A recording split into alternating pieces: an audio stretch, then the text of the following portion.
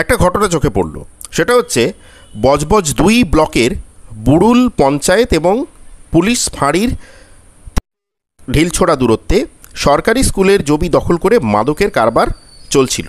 বেশ কিছুদিন ধরে সেখানে মদ গাঁজার অবৈধ ব্যবসা চলছিল। নেশার ঠেক থেকে স্কুলের শিক্ষিকা এবং ছাত্রছাত্রীদের উদ্দেশ্যে অশালীন ইঙ্গিত পর্যন্ত করা হতো।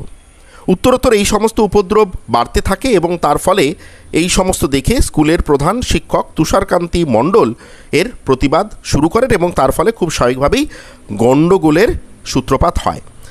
স্থানীয়রা জানাচ্ছেন জনৈক শঙ্কর নস্কর এবং তাঁর পরিবারের সদস্যরা জমি দখল করে অবৈধ ব্যবসার বহর আরও বাড়াচ্ছিলেন। স্কুলের পাশে আরেকটি চালাঘর বাঁধবার চেষ্টা করছিলেন। তখন স্থানীয় প্রশাসন এবং অভিভাবকদের দৃষ্টি আকর্ষণ করে সেই অস্থায়ী দোকানঘর তৈরি রুখে দেন তুষারবাবু। কিন্তু তারপর থেকে গাঁজা ব্যবসায়ী শঙ্কর এবং তার পরিবারের সদস্যরা স্কুলের পড়ুয়া থেকে শিক্ষক শিক্ষিকা সবাইকে নিয়মিত হুমকি দিচ্ছিলেন বলে অভিযোগ পাওয়া যায়।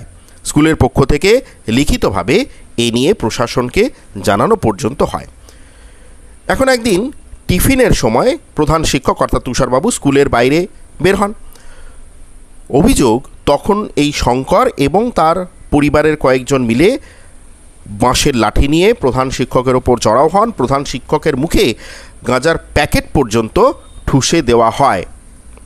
স্থানীয় কয়েকজন ব্যক্তি তখন ছুটে আসেন এবং তারপর শঙ্কর এবং তার যে দলবল তারা কিন্তু পলায়ন করে।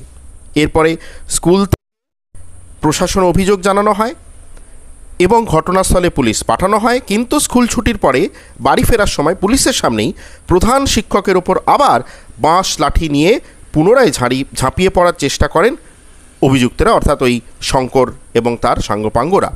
সেই সময় পড়ুয়ারা সম্মিলিতভাবে প্রতিবাদ করে, নেশার ঠেকটি তারা ভেঙে দেয়। এর ফলে কিন্তু স্কুলের শিক্ষক এবং শিক্ষিকারা এবং ছাত্রছাত্রীরা কিন্তু আতঙ্কের মধ্যে পড়ে।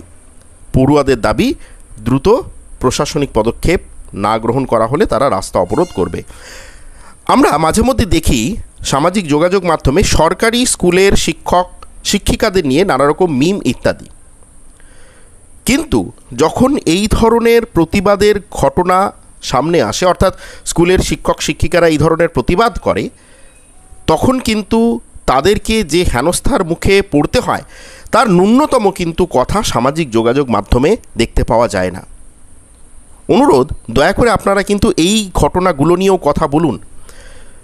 আমরা দেখতে পাই যখন ধর্মের প্রতিনিধিদের আক্রমণ করা হয় বা নানা রকম তাদের বিরুদ্ধে কথা বলা হয় তখন কিন্তু একটা চূড়ান্ত গেল রব ওঠে।